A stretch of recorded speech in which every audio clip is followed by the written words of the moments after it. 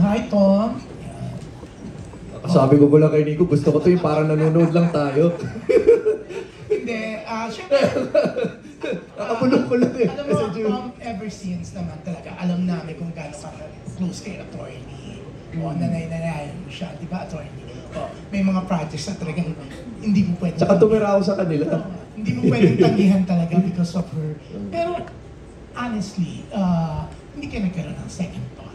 Of course, no, I said that earlier. I did. Okay. I did. Kasi, yun nga, there's a lot of stuff out there about me na, at least some people who are close to me know that aren't true. So the public perception and the role, baka mag-blur yung line na yun. Pero yun nga, because of the project, sabi ko, why would I, parang sinabi ni Angelica kanina, why would you deny a project na pangihinayangan mo? It's a really good story. And my character is like a piece of like the opposite side of Celine's pain na kailangan siya for the story na pangihinayangan ko. So if I let my fear, my own fear, parang stop myself from being part of a project like this, mas feeling ko mananaig yung panghihinayang kaysa yung sa takot na yun na, siguro isipin nila, ganyan ba siya sa totoong buhay, yung si Stephen tsaka si Tommy, isa ba?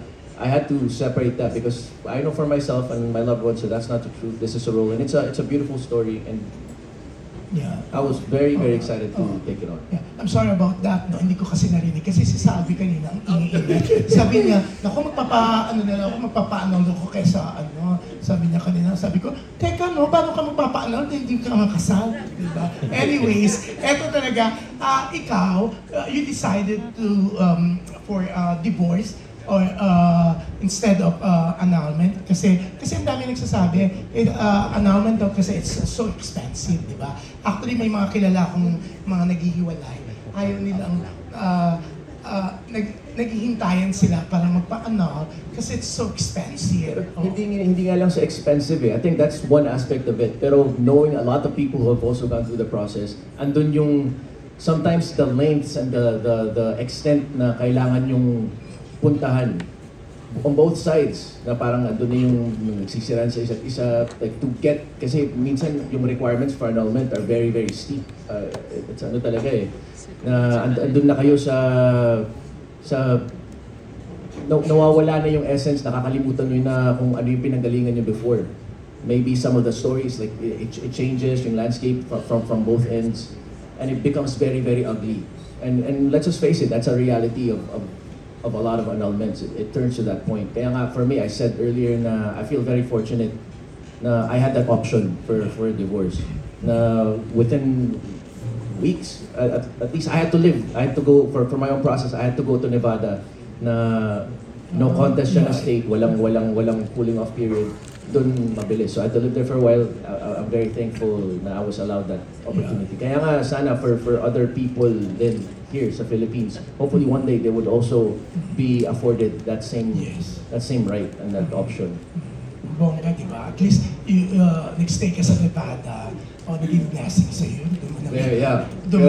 Kung hindi ako napunta doon, hindi ako napadpad doon, I wouldn't be where I am now and I wouldn't have what I have. Wala yung cute baby mo. That din talaga. I really feel like, you have to go through, the only way out of some situations is to finish it and to go through it. And in this film, that's parang on point siya, na even in this film, their characters have to go through something to get through it and to start something new. Si Angelica, Angelica, syempre sa mga post mo na, it's very obvious na sobrang happy kayo ng hobby mo, no? Pero with Anne-Marie, when you accepted this offer nung dumating sa'yo, hindi ka ba napapaisip about about marriage? So, hindi mo ba inisip na, what if mangyari din sa amin to in the future? May mga ganun bang thoughts, mga agam-agam? Well, syempre hindi ko po ini-invite at ina-attract yung ganung klaseng energy kasi parang medyo too early. Medyo kakakasal pa lang and talagang nasa honeymoon stage pa rin naman kami, awa ng Diyos. Masaya pa rin kami. So kapag of course, dahil natatakel siya dito, like noong mga unang araw, di ba, attorney, na pag-uusapan niyan, parang ako nanlalamig din ako na, oh my God! Nakakaloka pala. So parang, So wala, babalik lang ako sa prayer na, naku, sana hindi mangyari sa akin. Sana okay talaga kami, sana ma-maintain namin, gano'n. And you do your job, di ba, na maglagay ng spice and ma-maintain yung ganong klaseng happiness at alagaan yun. Kung meron kami ngayon. Yan. Ninang ko, tinuturuan ako magsayaw. Kung paano gawin ang mga yan.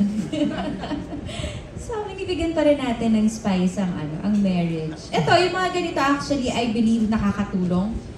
Yung umaalis ako, napapalayo ako ng sandali, hindi kami magkikita ng 2-3 days. Parang namimiss namin yung isa't isa, ganyan. Mas nagiging sweet kayo, di ba? Pag Of course, namimiss namin eh. Tsaka, minsan araw-araw, 24/7, nagkakaanuhan din kayo. Lagi na lang ganito. At least kapag ka umaalis ka, namimiss mo talaga. Namimiss namin isa't isa. Ang bongga, no? Talaga napatili ka ng, oh my God, di ba? Actually, kanina nga at least kasal kayo, si Salve, hindi pa nga kasal, nag-iisip ng anak niya. Ano loka ako, kaya oh my gosh naman ako. Oh. Pero, okay. Pinapatanong ni Salve, kasi hindi pa nga siya makapag-decide for annulment or divorce, okay. After this ba, Angge, magiging ano ka na lang, magiging active ka na? Or baka hindi mo na natanggihan si attorney din? Hindi. Ang goal naman is kung ano talaga yung mga projects na magpapayes sa akin. So kapag hindi talaga katanggi-tanggi, gagawin ko naman. Lahat naman na pag-uusapan namin ng husband ko kung ano yung mga parang, sorry, hindi ko kayang tanggihan. So yung mga ganong project. And of course, mas gusto ko pa rin namang mag-work. Kaya lang, ang tagal ko po kasi talagang pinag-pray yung meron ako ngayon. So, ine-enjoy ko din talaga. Hanggat bata pa yung anak ko, hindi pa ako gustong palayasin sa bahay, di ba? Feeling ko kasi yung job, pwede at pwede ko pang balikan. But yung time na nag-grow yung family namin, parang sobrang precious na and hindi ko siya kayang habulin pagdating ng panahon. Yeah, thank you. And Uge, ano ba yun? Yes. pero alam mo, Uge, ang bongga mo, no? Parang, kasi Rodang may ano siya, may buhay din siya sa Italy. Oo, pasyal siya. Nakikita ko yung mga vlog mo, di ba? Ang bongga. Pero you. parang ano yearly may MMFF ka na? Ano to? Regular na to lahat. Oo. Ang saya kasi, alam mo, tanggap naman natin na ang sitwasyon ng Philippine cinema ngayon napaka-challenging. Hindi lahat ng season, katulad noon, nakinagis na natin, especially my generation, going to the cinema is like a normal thing. Thrice a week or even twice a day. Ngayon, tuwing Pasko na lang tayo talagang nagiging piyesta yung pelikulang Pilipino.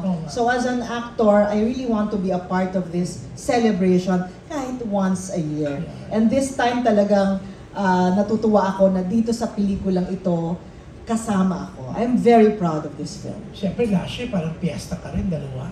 Yes. This year naman, isa lang. Palagay ko isa lang, no, attorney? Isa lang.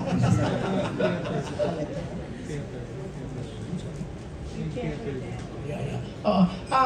Okay, siyempre, vlogger ka dito, di ba? May ano kami, YouTube show, tama? Yes, vlogger si Attorney Jackie dito.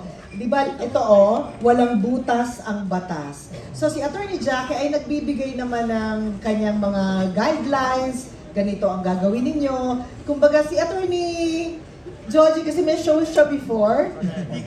Legal Forum. RPN na Favorite ko din yun. Dati, gigising ako ng Ay, by the way, fun fact, si Direk Jeffrey ang director ng Legal Forum. Totoo ba? Yes. Parang 15 minutes, di ba? Parang gano'n. Parang diba? gano'n. Pag umaga dati, bago Pag ko umaga. kapatid Parehas tayo. Nanonood ako na nag-enjoy akong Channel galing-galing. 9. Diba? Tapos may guest siya I minsan. told you, attorney, remember the first time we met, di ba, na araw-araw ako nanonood. Nescafe ba yung ano mo? Sponsor mo, di ba? Katandaan ko pa. Oo, may sponsor talaga yung Nescafe, di ba?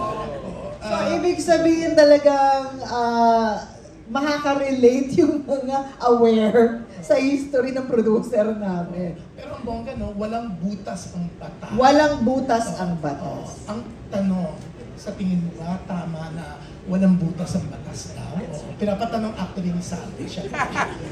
Bago siya magpahal ng ano.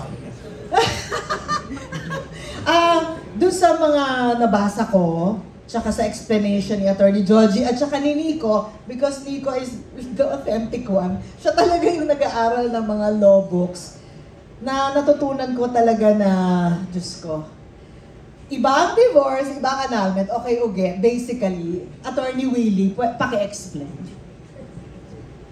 Kasi sa divorce kasi, there's a marriage and you just separate.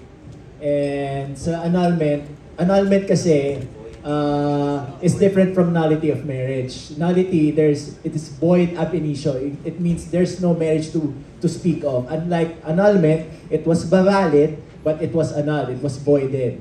So, ganun yung proseso. So, marami yun. Maraming ano. Tapos sa Philippines, it's not technically true na there's no divorce. There's still divorce, but it's called legal separation. Ayan, Article 55 of the Family Code. Kakalo. Ay, gano'n, attorney. Ang recognition of divorce sa Rules of Court yan, Section 48, Rule 39. Ayan. Yun lang. Ay, galing-galing, di ba? Bumili kaming lahat sa'yo. And yan, bago ako idemanda ng ibang nandito, sila naman daw magtatanong. Oo, thank you, June. Si Rose Garcia naman. Tapos sila. Jerry ulit. Jerry, okay.